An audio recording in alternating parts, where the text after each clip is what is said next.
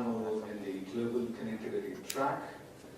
This is building the connected landscape, the smart city solutions. We have an outstanding panel today, very accomplished people. My name is Mateen Saryad, I'm the track chair, and today I have the pleasure of also moderating the panel. I will introduce the panelists and they'll come and present for a few minutes and then we'll start the Q&A. First, I would like to call Steve Tobacman. He is a known entity here in Detroit. He leads Global Detroit. He's been a rep for the 12th District and also Majority Florida in his prior stint. And does some amazing work with entrepreneurs and the whole entrepreneurial ecosystem. So Steve, come on up, please.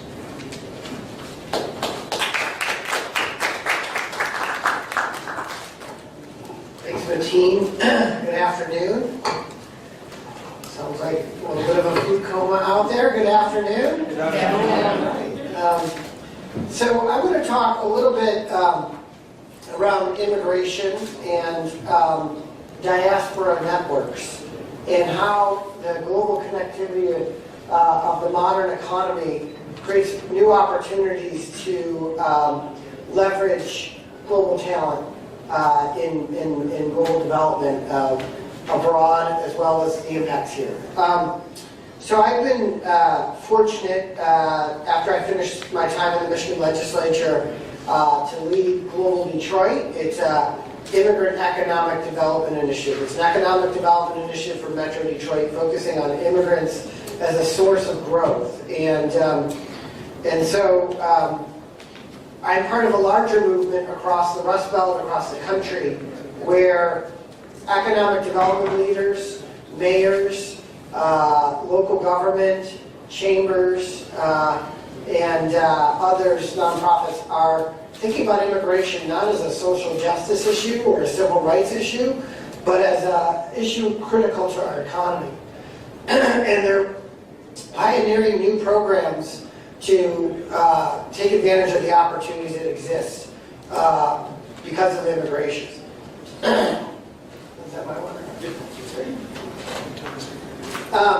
So I'm going to get back to how that movement has spread really just in the last 5 years. There are new programs in Chicago where Mayor Emanuel started an office of New Americans, and all the way to Buffalo, Syracuse, Philadelphia, Pittsburgh, St. Louis. We're all in this boat together where 7-8 years ago none of us had programs focusing on the economics of immigration, and today over 20 cities across the Rust Belt are leading in this area. But let me just talk a little more larger picture that in the last 15 years, in this century, there have been intensifying patterns of global interconnectedness that have produced really dramatic shifts in geopolitical and economic status quo. We are a much more connected world economically, and that matters in real terms. The U.S. is the #1 destination for foreign direct investment. In 2013, we had $236 billion in foreign direct investment in this country. And that was a 35% increase from 2012. 1 year, 35,000. Part of that is moving out of the Great Recession, but just record numbers of foreign direct investment. Foreign-owned firms employ about 5% of all the private sector jobs, but they account for 15% of all the R&D that goes on in this country and 18% of all the trade. And trade is a much more important part of our economy than at any time before. So in 1960, only 6.8% of the U.S. economy, of our GDP, was tied to trade. Today, it's almost 4 times that. It's 24%. And we've seen a greater than 150% increase in the last 10 years in exports to Southeast Asia, East Asia, and South Asia. And those markets are so important to us. When we look forward by the year 2030, 66% of all the globe's middle-class people will be in South and Southeast Asia. Right now, it's much, much below that number. So, as I mentioned, we focus Global Detroit and its peers, and our peer network is called the We Global Network. You can find us on the internet, just Google We Global Network, of these 20-some cities. Why are they looking at immigrants as a critical source of their economic future? And it's because immigrants provide incredible entrepreneurial leadership, incredible talent, and are really critical to the demographic factors these cities face. As you may know, or maybe you don't know, 40% of all the Fortune 500 firms in America were started by immigrants or the direct first-generation children of immigrants. 40%. They account for a GDP that is in excess of every single country in the world except for US, China, and Japan. 50% of all the venture-backed startups that are valued over $1 billion today are started by immigrant founders or co-founders. 25% of all the high-tech firms in America created over the last 2 decades have at least one immigrant founder. But it's not just the most advanced end of the economy, it's also the mainstream economy. 28% of all our Main Street businesses in America. This includes everywhere. This includes North Dakota, Nebraska, places you don't think immigrants live. 28% of the Main Street businesses in America are owned by an immigrant. That includes over half the grocery stores, half the dry cleaners, close to 40% of the restaurants. And so in the inner cities, in Detroit, in some of the struggling neighborhoods in Chicago, we are desperate to find new businesses that will breathe life into those communities, and frankly the foreign-born communities are critical to that. So I'm going to be very brief on talent. Right now, Omar represents between 40 and 60% of all the graduate students in STEM studying in American colleges and universities are international students. So when we talk about how we get more competitive, how we get more STEAM talent, we better be looking at our international students and international folks. And then finally, in regions like Michigan and Illinois, where we have rapidly aging populations, immigrants provide a way that we can increase our birth rates and we can destabilize our cities. So there's this movement afoot. And the movement is focusing on the immigrant side of things. And I think it's important to note that the term immigrant focuses on the new geographic home of someone, right? So if you're an immigrant to the United States from India, the term immigrant talks about your U.S. experience. But we're just now in this movement starting to talk more transnationally and to think about this notion of diaspora. So what do I mean when I say diaspora? I mean folks who are rooted in dual identities. So they're not just rooted in their new American community, but they're rooted in their own home country and their own identity from where they came from. They maintain active linkages home. That could be through family members. It could be through remittances, money they send back home. It can be through trade and business. It could just be professional networks, people that they went to college with in undergrad and stay in touch with, or business associates. So transnationalism, I think, is just beginning to be understood. It's not as well defined. And it's an issue that is just emerging. We know that an increase of 10% in immigration to a particular state increases its exports by about 5% to that home country. We know that a 1% increased share in a population in a state or across the country leads to a 78% increase in foreign direct investment from that country. That macroeconomic studies have documented those linkages. And what we know is that having more transnational citizens, more members of a diaspora community, helps break down the social barriers to trade and investment, the language barriers, helps us understand the knowledge, the customs and markets that exist abroad, the laws and regulations, and can help us create distribution chains and marketing. So we're early into understanding this. I'm going to conclude on this so we can get to more dialogue and questions.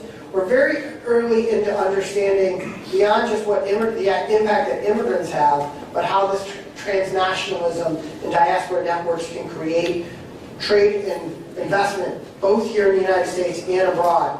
And I'm going to read a quote from something that a white paper we published on this fact that says, "The fact that awareness of transnational and diaspora issues is a relatively recent phenomenon means that the development of intentional and proactive policies to utilize diaspora communities as part of our local economic development, growth, and trade strategies and programs has been an anomaly." In other words, that we don't have yet developed policies and practices to capitalize on this opportunity.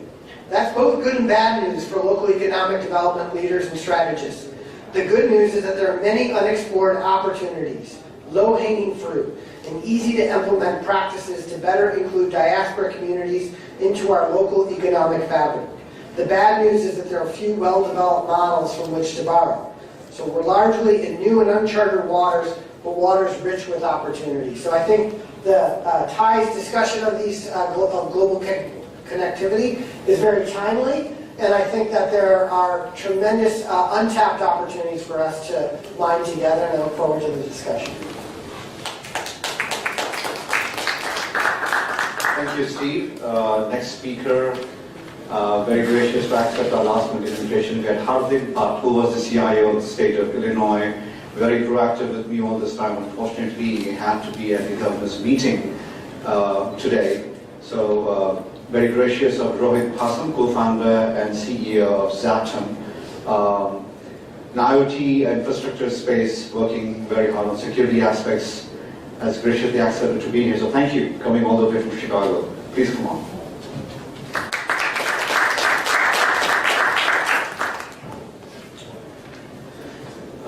Welcome everyone.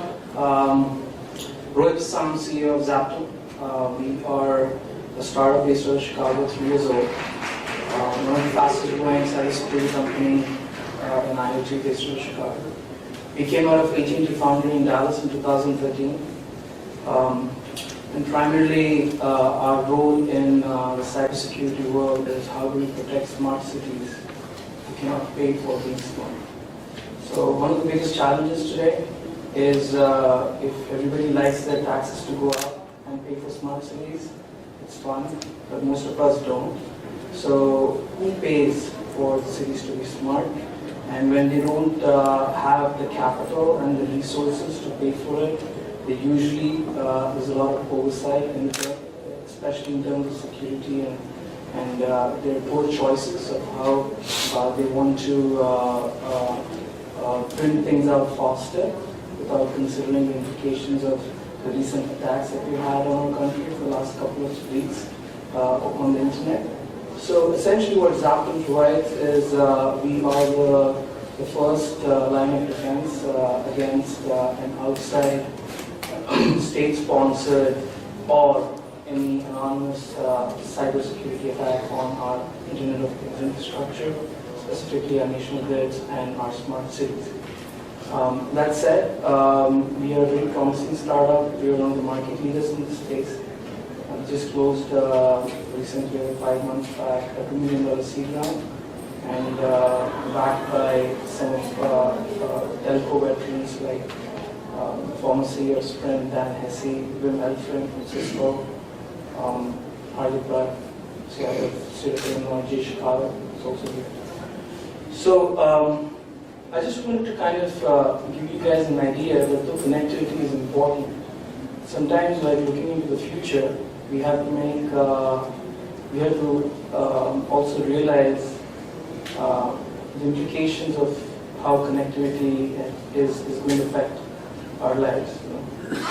First of all, I do believe that though there's a lot of hype around everything being connected, as a lifestyle, I don't think as humans we're ready to actually live that life of connected life where we are sharing everything with everyone, where privacy becomes a big issue and security becomes a big issue.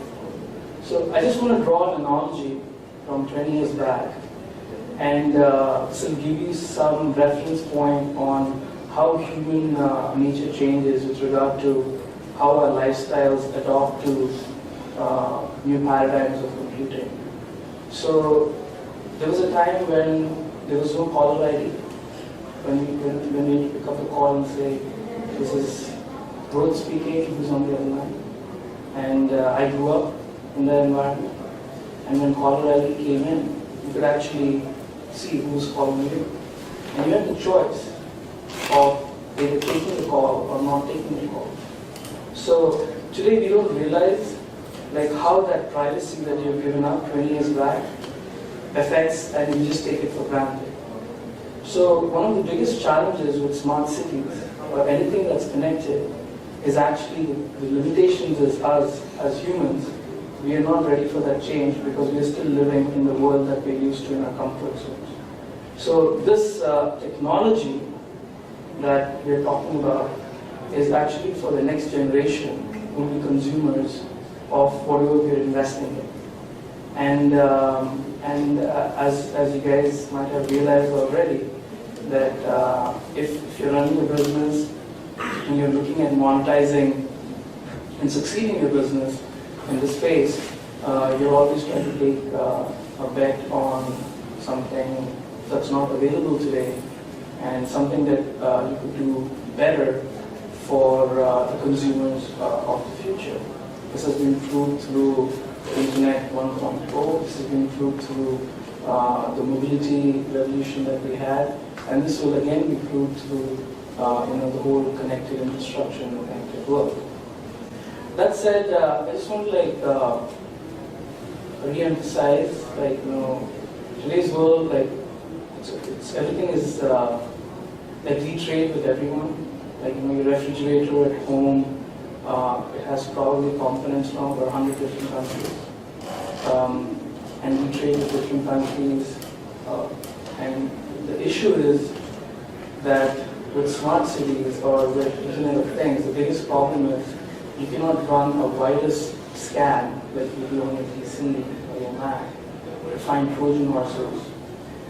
It's more deeper because when you have a supply chain that is globally distributed, you could have Trojans sitting for years and they could come together at some point in time and launch a massive attack. This is a big nation security issue, this is a big problem. There's a lot I cannot discuss in this space, but again, when it comes to the connected world, as a startup, as a promising startup out of Chicago, we want to bring back the legacy of what Motorola was, core infrastructure, in wireless, and in IT. And that's basically our story, and hopefully I didn't scare you guys, but if you were expecting to see heartache, you would have probably talked more about the budget crisis in Illinois, and probably you guys wouldn't get paid for trying to do business with them. But hope this is really interesting. Rohit Assam, CEO of Zapton. It's very easy to connect with me on LinkedIn, and feel free to think about what I said, and I'm open to taking questions here. Thank you.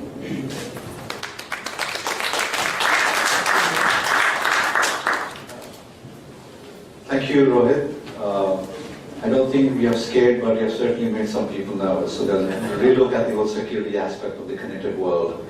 Next speaker is a known entity in the Detroit area. Perry Mehta runs FutureNet, multi-million-dollar business. He's been a great 777 trip. Per trip is 7 minutes, and most of Airbus's new planes are half that.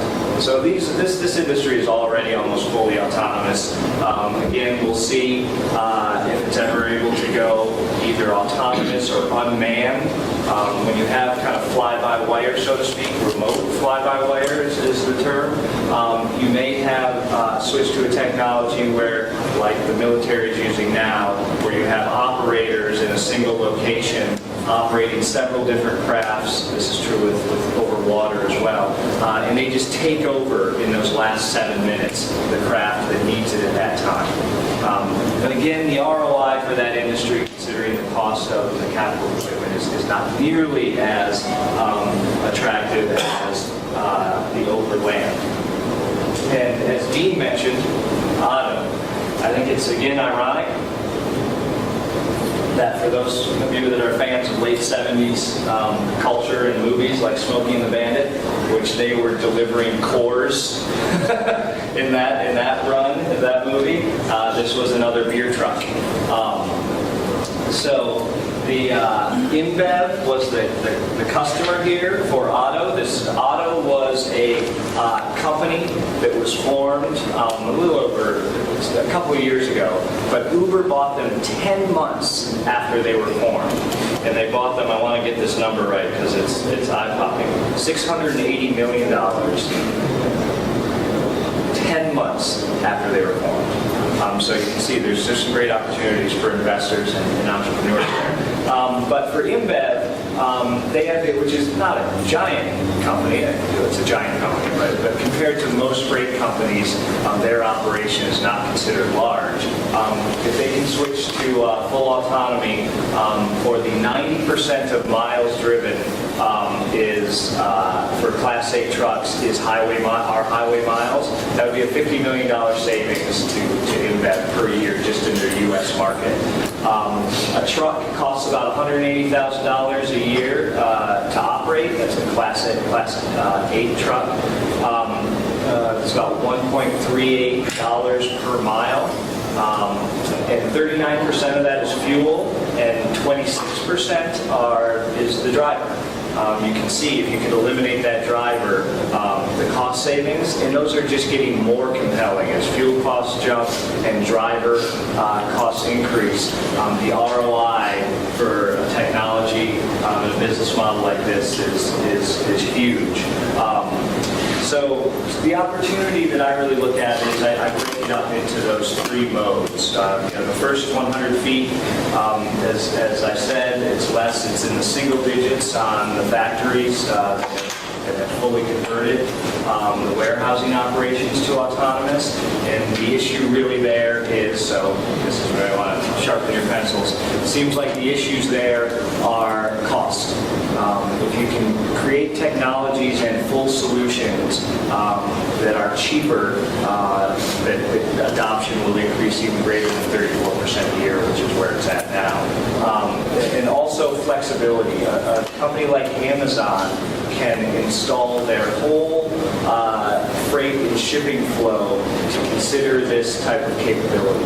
That is because the robot technology, in terms of what they call the eyes and the hands, the sensors to pick out the good and bin that you want, as opposed to all the stuff that you don't want, and the ability to grab it and transfer it to the next mode of transportation. That's really where the bottleneck is now. So anyone working on that would have a great opportunity. Then when you look at the middle, again, it's the same issues that autonomous cars are facing. And the big money there is going to the full software stack solutions. That's what you see in Auto, and that's what you see in Kiva. Cruise. They really had big plans on the full solution on the software, algorithm, and artificial intelligence and machine learning side. The only exception to that for the trucking industry is what they call platooning. And if you guys don't know, it's where you may have one truck in the front, fully manned and operational, and then several trucks behind, integrated, so to speak, with taking command from the front truck, but autonomous. That is a capability that exists today. They're perfecting, and will probably be on the streets even before autonomous vehicles and really fully use autonomous trucks. And then the last mile, that is a very, very difficult problem to solve. Whether it be Uber in the suburbs or Domino's Pizza or anyone else. And it really looks like the way to solve that is in some ways similar to the warehousing aspects. If you can control that environment a little better, take away the variables. So for instance, instead of having deliveries from Amazon that get dropped off by a drone right on your front step, which has a lot of complexity, risk, and cost, if every neighborhood or at the end of every street, kind of the old days where there was a lockbox, mailbox that things would get delivered to, that is a lot easier. The problems involved in that are a lot easier to solve. probably the way that initially we saw this last mile delivery problem. But again, it's those three aspects. It's the warehousing, the first 100 feet, which is a market that's booming today. It's the middle, you might call it, which we're really trying to come up with those companies and invest in those companies that has the full software stack, and then again the delivery, the end, and novel solutions that the market will accept as better than the status quo. I think will be the ones that we have initially.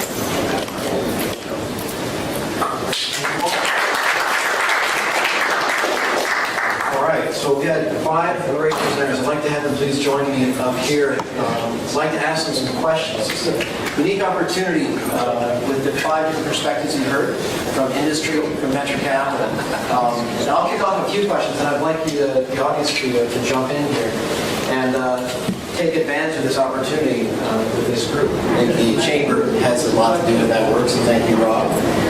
But since we're on the topic of California and Michigan, maybe Dean and Adrian, if you could talk about some of the contrast between the culture of innovation, because you've worked in both areas, you've seen it from both sides, related to mobility.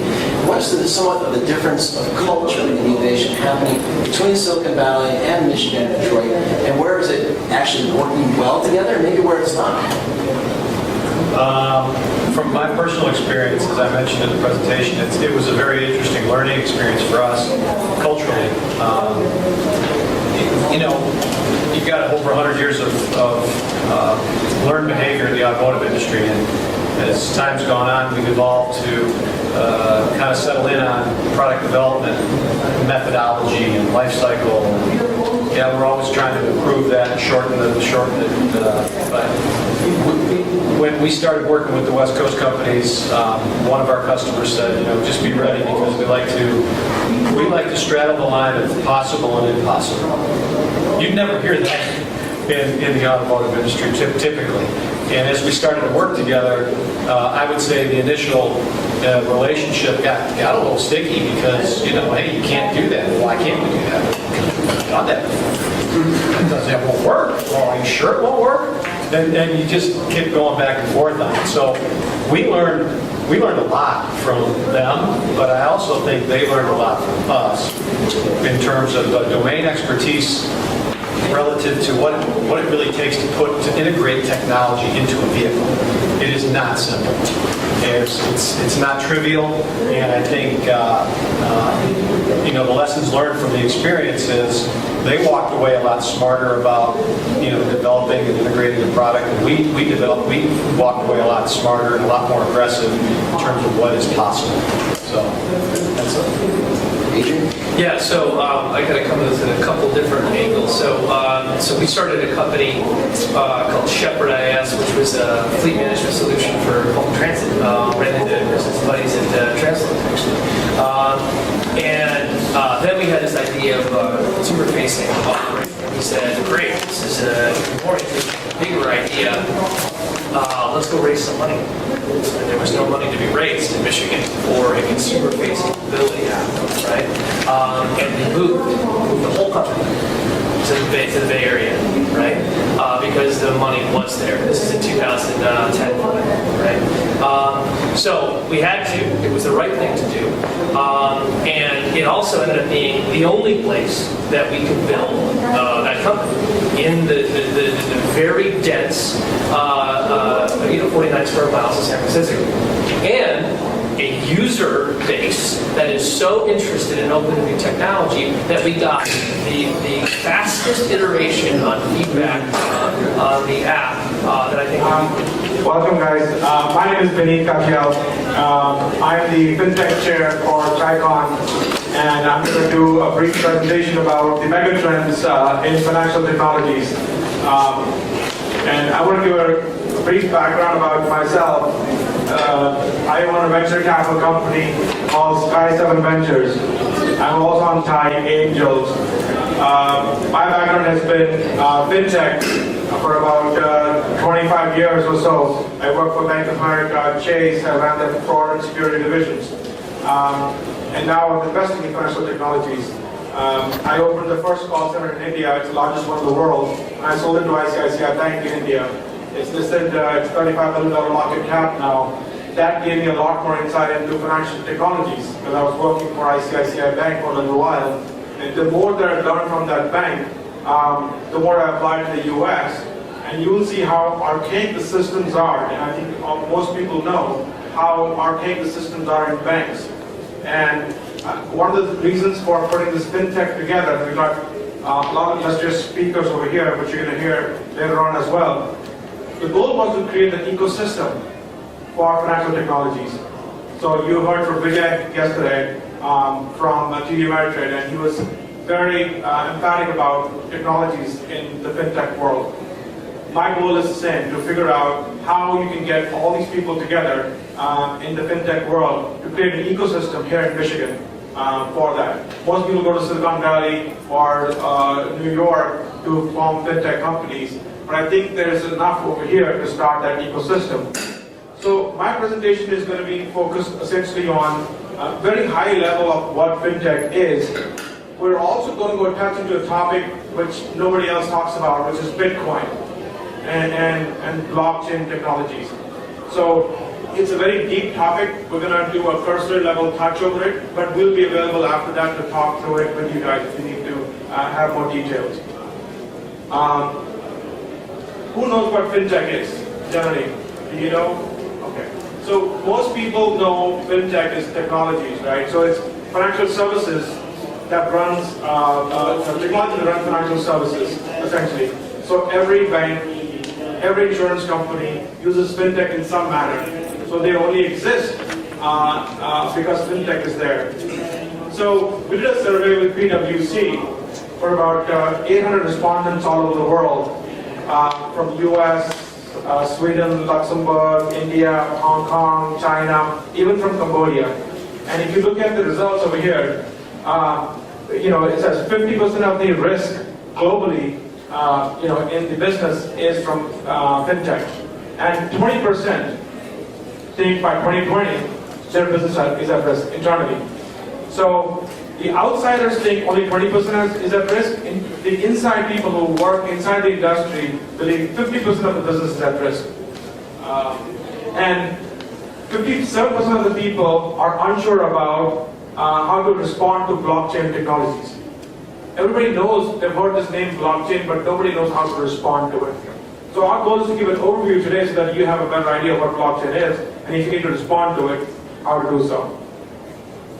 So fintech is four factors. There's the infrastructure players, there are fintech companies, there are startups, and there's information companies. So there was $12 billion invested last year in fintech. This year is close to $20 billion. So if you see the exponential investment that's going in, it's even healthcare doesn't have that much investment.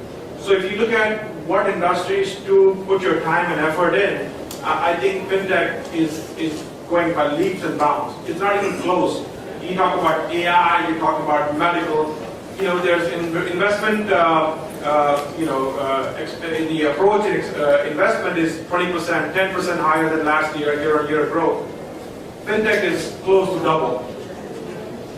And this is official, not unofficial, official numbers. So what we want to do is, there's the key messages that I want to do, just talk about is that fintech is shaping from outside in. Right? People from inside believe there's a change happening. But people from outside, which is the users, want that change. So you will see where.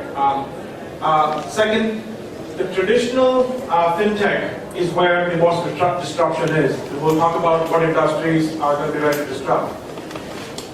How many, do you know what disintermediation is? Okay, so if you have an agent in the middle, that's somebody in the middle to do a transaction for you, that's an intermediary in the middle. Eventually, that broker is going to go away. So fintech is solving that problem first, saying that we're going to take away all the brokers in the middle. So if you're a broker, unless you're a technology company, your income is at risk. So we're going to talk about that a little bit. So as I said, 20% of all of business So because fintech affects all businesses, talk about healthcare, you talk about AI, you talk about automotive. If you're making money, you're using fintech. If you imagine fintech is putting 20% of the business at risk, that's a lot of business. So even if you go buy a car, now Tesla is selling online in Michigan. So if you go buy a car, you're paying for Tesla online. That technology, unless it's e-commerce, you don't need to buy a Tesla anymore. So that's a disruption that's waiting to happen. Blockchain. There's a lot of talk about blockchain, and we're going to talk a little bit about blockchain in this presentation as well. Everybody knows about it, but nobody knows what it is. And there are a lot of bargains in the fintech industry right now. There's low-hanging fruit in the fintech industry that you guys can target. Now, when you talk about bank, you think about the big building, right? In the corner, big massive building with an ATM. I used to work in a bank, and when the ATMs came in, everybody said, "Oh, banks are done, right? There's no more banking. Everything's going to be ATM." Guess what? This is what a bank is now. All these companies constitute a bank. So a lot of the companies you might have heard of. Who knows about Credit Karma? Right? You've seen the ads, right? You get free credit score. Okay? That's a part of the bank. So they're unbundled that service now and offering it separately. Bills.com, LendUp. So if you want to get a loan, you can go to your bank, fill out a massive application, sit over there, wait for a few weeks, and some guy calls you up and saying, "No, thank you." But guess what? You go to LendUp.com, or there's an Indian company called Bills to Credit. Right? You go to them and you get a loan almost immediately at a better rate than the bank. You don't have to go walk out. You don't have to fill any forms. It's an online form, but it's a very easy transaction. How many of you have PayPal? So PayPal and Amazon are fintech companies. They are pure fintech plays.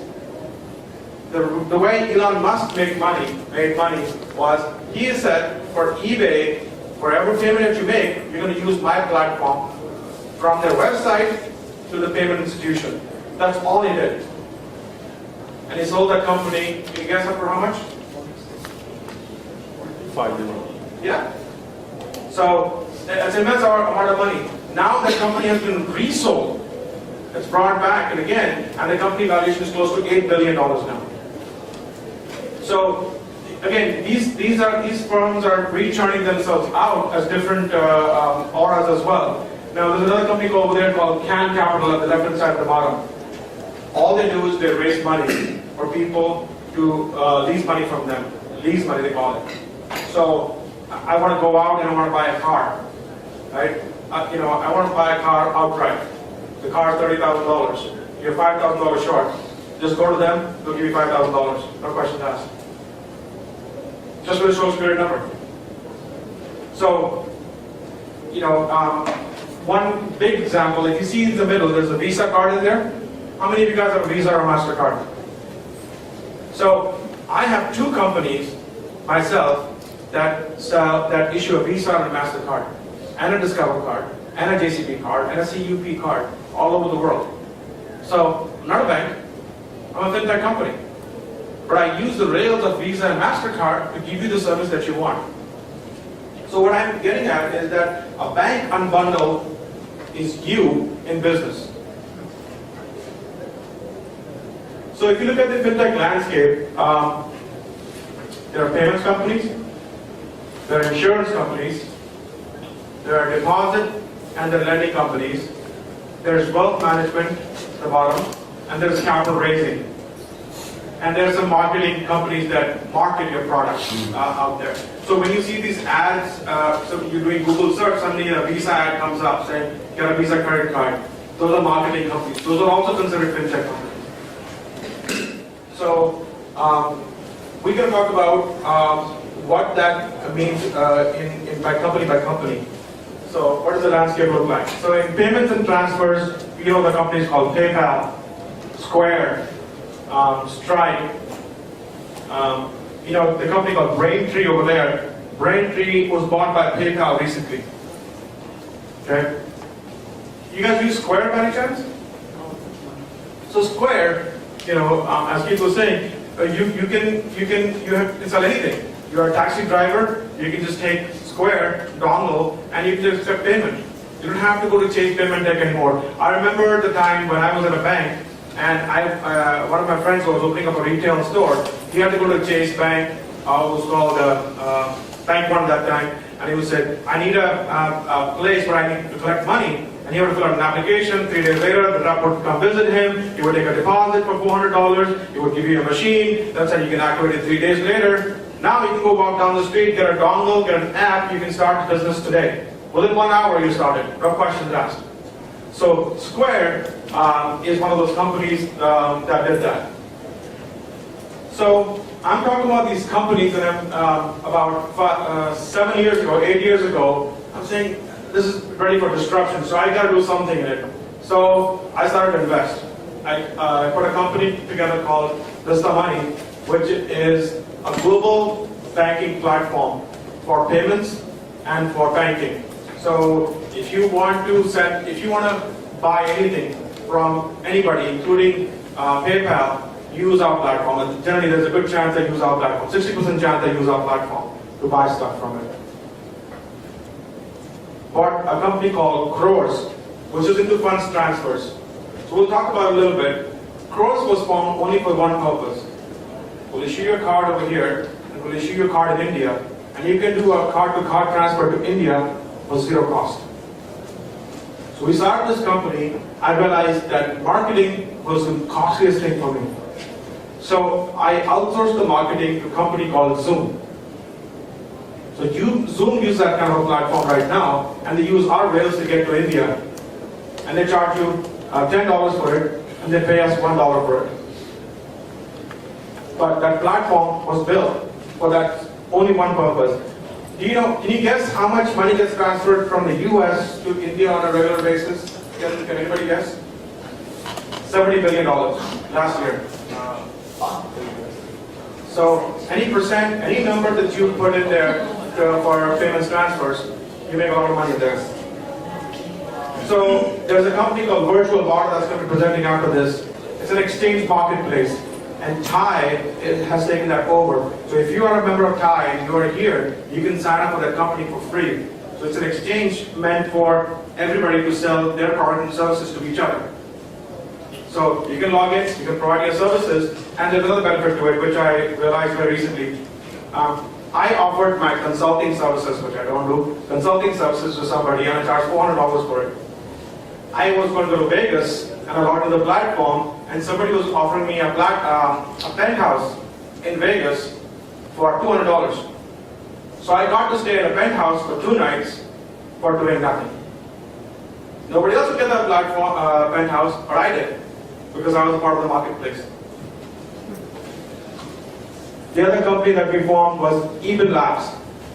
It's a payment services platform for, it's an exchange. It's selling gift cards in a marketplace. We put a company called India Money Card. So in India, if you want to pay taxes, you got to stand in line for 7 to 8 hours, and you have to have cash in your pocket.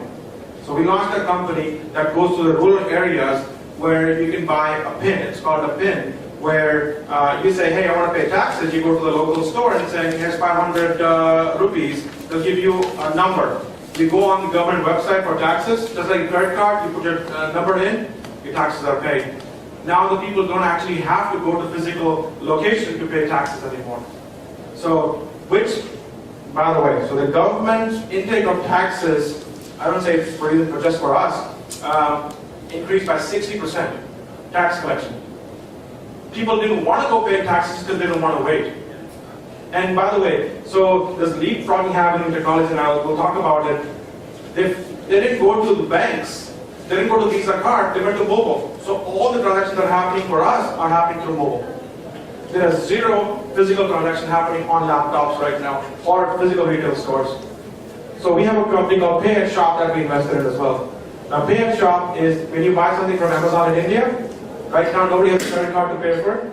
So what they do is they get this number that they take to the shop, just like the PIN, and you pay, say, hey, I bought this shoes over there for 200 rupees, that's 200 rupees, and the goods get shipped to you.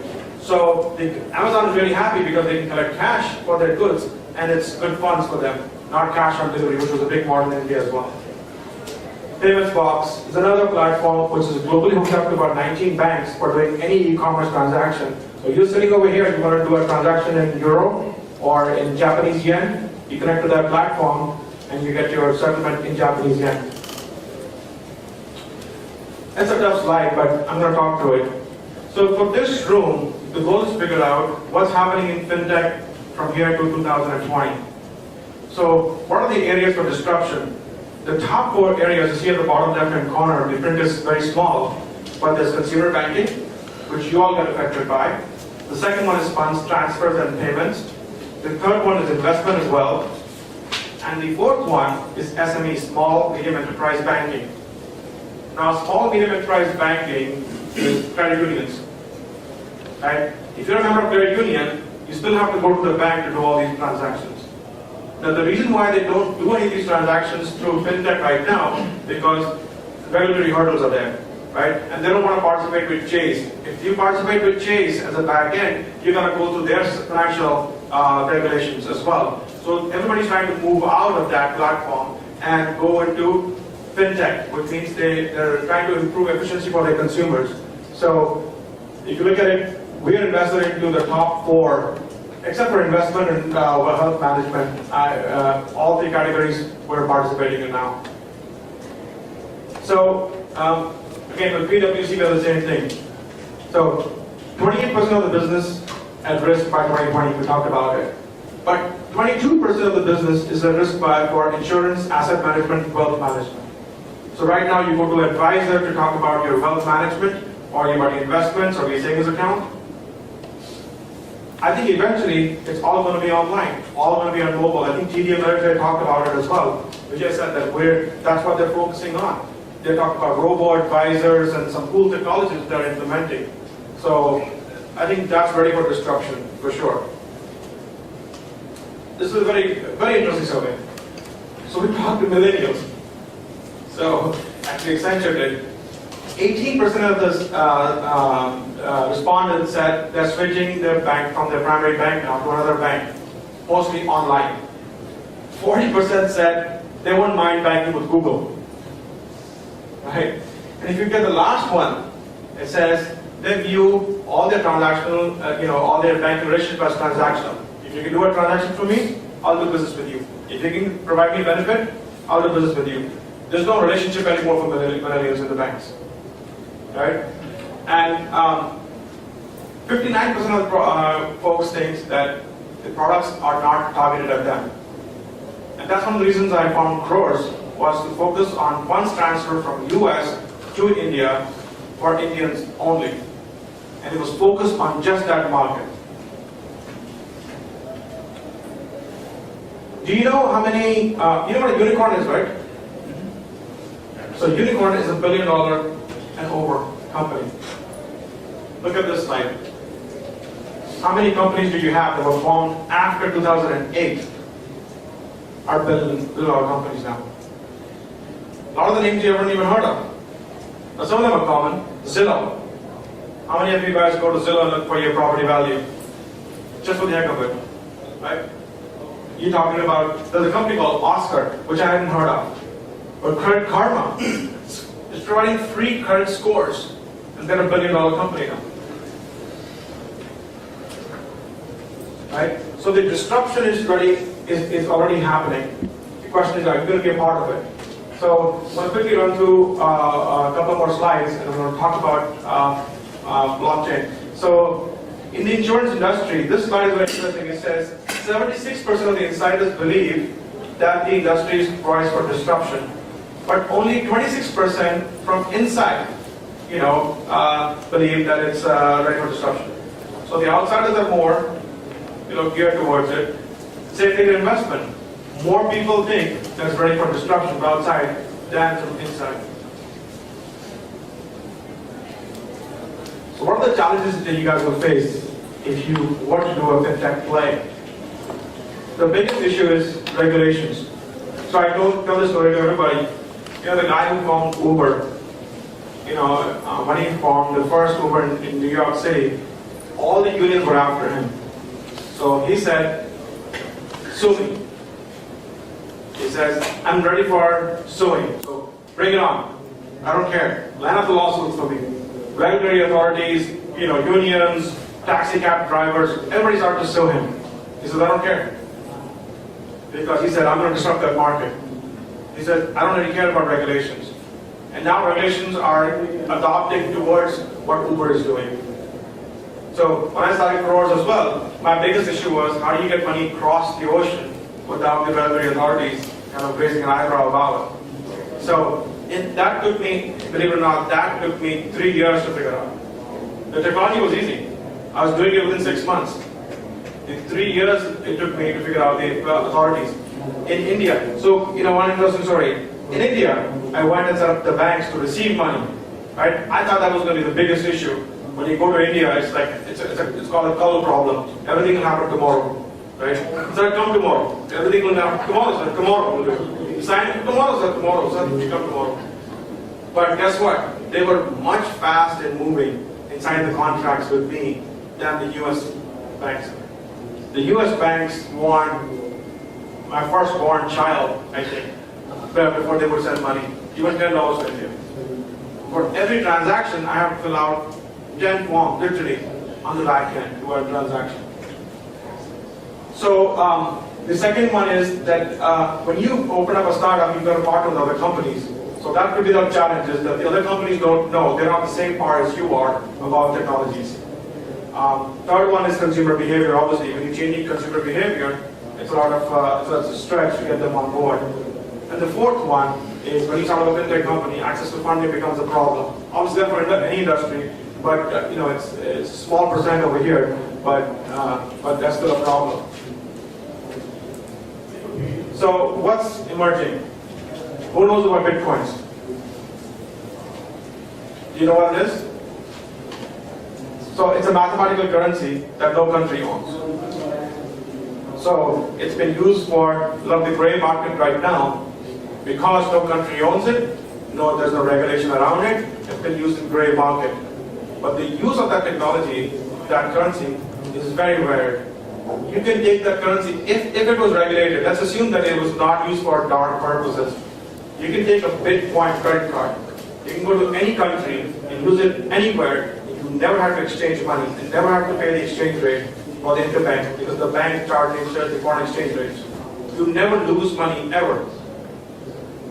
That's what Bitcoin does. But that Bitcoin as a separate entity, the asset management, mobile banking, funds transfer, and insurance, all are going mobile. Now, is Bitcoin mobile? Yes. So Bitcoin is the underlying technology that does blockchain. And I want to invite Betam on stage because he's a millennium. He knows more about Bitcoin and blockchain, than I do. So I want to invite him on stage to come talk through it in better English than I can. Appreciate it. So, that's the biggest barrier to adopting blockchain is understanding the technology. And let me explain it to you.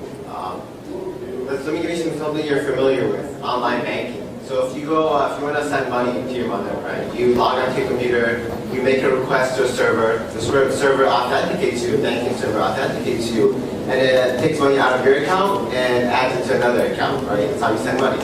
But the problem with that is that it's untraceable. If the bank doesn't want to, if the bank messes up, you're not going to know what happened, right? What went wrong. So in contrast to that, with Bitcoin and blockchain,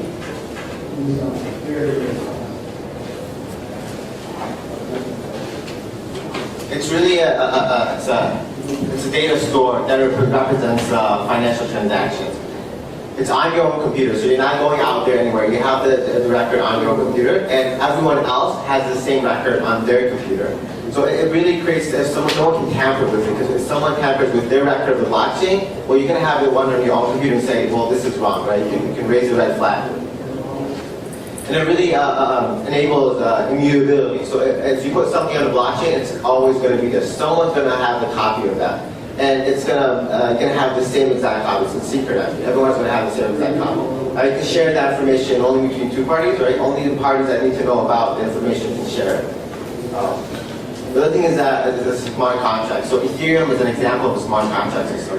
A contract is a set of rules that two parties abide by. It's written in, you go into a court of law and the court enforces it. Now, a smart contract is a set of rules written in computer code, executed and enforced by the computer itself, without any human intervention.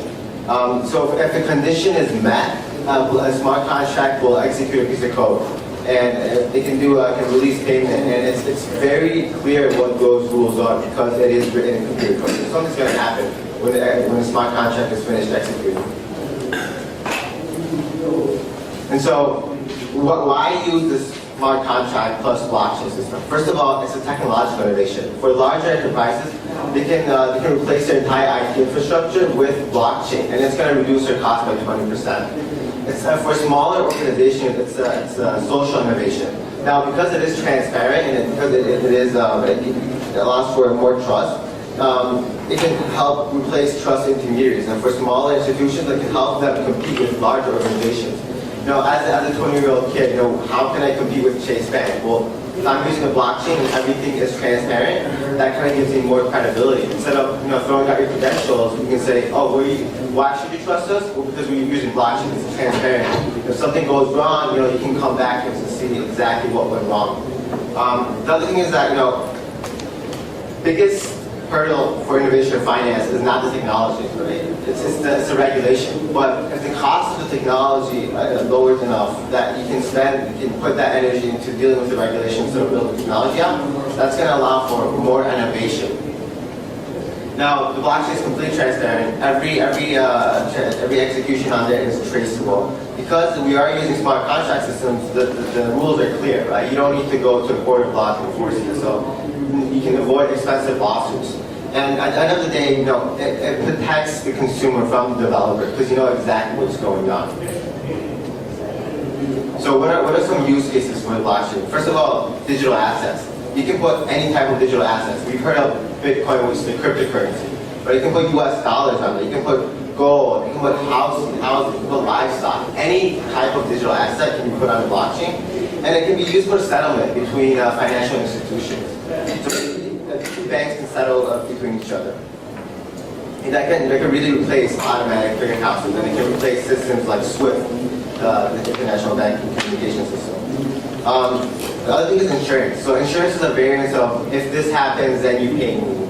And with the rules of insurance contract are really complicated. A lawyer needs to pick out every single word and say what they actually mean. And I don't understand my insurance contract at all, right? It's a big hurdle for consumers. It's confusing. You don't want to deal with it. But if the same contract is written with a smart contract, right? And I can see exactly what the rules are, right? If I have my health insurance and I break my leg, right? I can see, okay, if I break my leg and I go to this hospital, what's my deductible, right? How much do I have to pay? If I break an arm, am I covered, right? And so instead of having to call with an insurance broker and having an insurance broker, explain all this stuff to you, right? The smart contract system can clearly say like, if this happens, then this is the result. There's also prediction markets. So, prediction markets are, you can bet on an event happening. For example, who's going to be the next president of the United States, right? You can bet Trump or Clinton and put money on it. If you're correct, you get payback for that. And so it's using the wisdom of the crowd. If you have a jar of beans here, and everyone guesses, how many beans are in that jar, the average of that guess is going to be correct, right? And the same thing with prediction markets. We want to predict events by having people answer questions to it. And hedge funds can really use that to get sentimental data on different stocks and different equities. Because they can pose a question with a prediction market, people can say what their guesses are, and they can then take action on the result of that. Also, decentralized autonomous organizations, right? What if you could write the bylaws of an organization in computer code? And the organization can function based on the different members giving different inputs. For example, there was the DAO, which was a decentralized venture capital firm. So the investors of the DAO put money in there, and everyone pulled their money together, and they voted for which startups they should invest in, right? So instead of a VC making that decision, the investors of the DAO had voting power to make the decision of who should they invest in. Then there's the Internet of Things, right? How do you tie it to the real world? So there was a real world use case of blockchain and smart contract, I think it was last week, between the Commonwealth Bank of Australia and Wells Fargo. So they shipped about $30,000 worth of cotton from China to the US. As soon as it got to the US port, an employee of that port scanned the barcode. That barcode executed a smart contract system that transferred the ownership of that asset from a different bank and released payment automatically without human intervention. So this really brings down costs. And also there's credit unions. We talk about credit unions. So the credit unions right now, there's a silent revolution happening where they're consolidating to compete with bigger banks. Why not cooperate instead of consolidate, right? And blockchain really allows for that because it allows for trust and transparency. There's also micropayments. So to send payments on the blockchain costs a fraction of a cent, right? And that brings up a lot of possibilities. So instead of watching, for example, instead of watching your advertisements online, right, you can pay 1,000% to a blog or a website and it'll show you no advertising. And it opens up new possibilities.